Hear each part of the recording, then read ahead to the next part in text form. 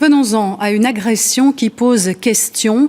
Jamal, une personne non-binaire, a été tabassée dans une station de métro à Bruxelles il y a quelques jours. Ce n'est certainement pas un cas isolé. Les associations LGBTQIA+, le constatent. La violence persiste.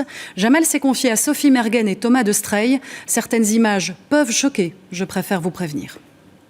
L'image ne laisse aucun doute sur la violence de l'agression. Un acte gratuit qui a pour seul motif l'identité de genre de Jamal. Quelques jours plus tard, nous le rencontrons, il raconte ce qu'il a vécu. J'ai monté au métro, je reçois un coup de pied dans le dos. Spontanément, je sors de métro et c'est là que l'agression a commencé. Ils ont commencé vraiment à me tabasser par les pieds, par les mains, par leurs poignets. L'identité des agresseurs, 3 jeunes que Jamal parvient à filmer tant bien que mal. Ils utilisent un casque de moto pour frapper Jamal à plusieurs reprises dans la station de métro, sans que personne ne réagisse autour de lui. La situation n'a pas duré longtemps dans le temps, vraiment. Mais dans mon cerveau, ça a duré vraiment comme si c'était 1 heure du coup, parce que les coups ont été si brutaux.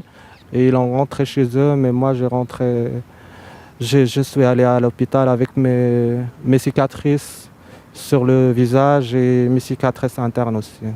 Cette agression est pourtant loin d'être isolée.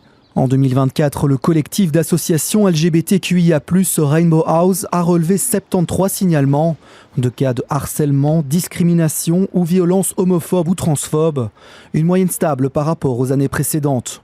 Dans un cas sur 3, les faits ont eu lieu dans l'espace public et dans un cas sur 3, les auteurs de l'agression sont un groupe d'hommes. C'est un fonctionnement qui est crescendo où c'est d'abord la rigolade, la remarque, l'insulte et puis la violence physique. Donc les espaces publics sont devenus en fait des espaces de liberté, une certaine liberté d'expression.